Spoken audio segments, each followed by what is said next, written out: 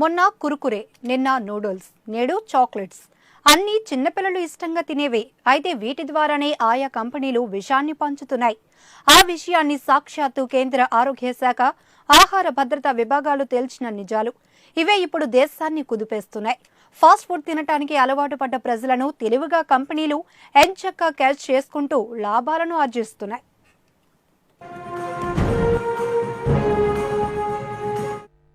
ఈ అమ్మాయి పేరు సిరిచందన, ఊరు విశాఖపట్నం. చాక్లెట్లు చేతిలో ఉంటే చాలు అన్నమైనా మానేస్తోంది.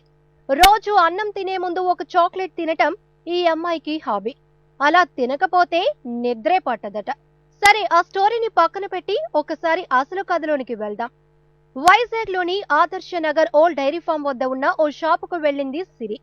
క్యాడ్బరీ కంపెనీకి చెందిన dairy milk silk fruit and nut chocolate ను కొనుగోలు చేసింది. ఇచ్చేలోపే నోరూరింది కాబోలు. కవర్ తీసి తీయకముందే నోటికి పని చెప్పింది. రోజు లాంటి టేస్ట్ తగిలింది, కానీ నిమిషంలోపే రుచిలో తేడా వచ్చింది.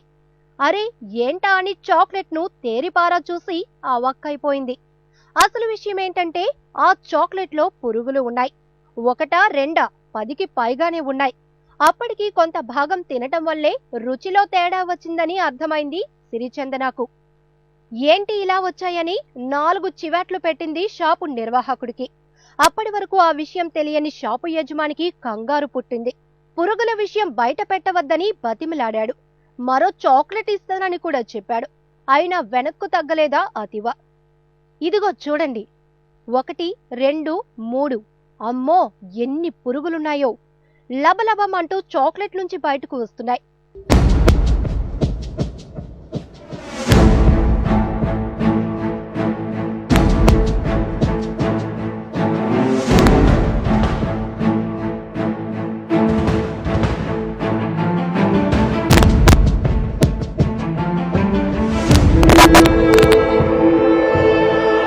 ఇది చూస్తే ఎవరైనా క్యాడ్బరీ చాక్లెట్ తింటారా?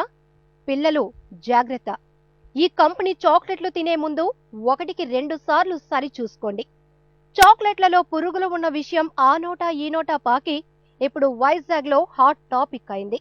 మంచి కంపెనీ అని జబ్బలు చరుచుకునే కంపెనీనే ఇలా నాసిరకమైన, నాణ్యత లేని చాక్లెట్లు అమ్ముతారా అంటూ ఆగ్రహం వ్యక్తం చేస్తున్నారు మహిళా మణులు. ఈ చాక్లెట్ నే కాదు, ఆ షాపులో ఉన్న చాలా క్యాడ్బరీ చాక్లెట్లలోనూ ఇదే విధంగా పురుగులు ఉంటాయనే అనుమానం వస్తుంది చాక్లెట్ ప్రియులకు.